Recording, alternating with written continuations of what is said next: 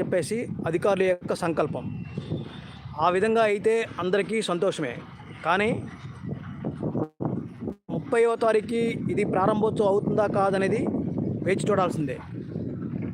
అందువలన త్వరితగతిన అక్కడ పనులు అయితే 30వ తారీఖుకి ఈ రోడ్డు ప్రారంభోత్సవం జరుగుతుంది. మరి ఉన్న సమయం ఇంకా 5 రోజులు మాత్రమే. ఈ 5 రోజుల్లో కంప్లీట్ అవుతుందా కాదన్నది ఈ వీడియోలో అందరికీ తెలుస్తుంది. ఇది ఎంత సమయం పడుతుందనేది ఇంకా అర్థం కాని పరిస్థితి.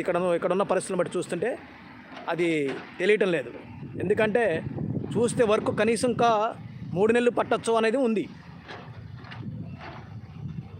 అధికారులు అంటోంది జనవరి 30వ తారీఖుకి ఇది కంప్లీట్ అవ్వాలనేది వారు సంకల్పించింది. ఇది ఎంతవరకు అవుతుందనేది మనం అందరం కూడా వేచి చూద్దాం. Okay, thank you.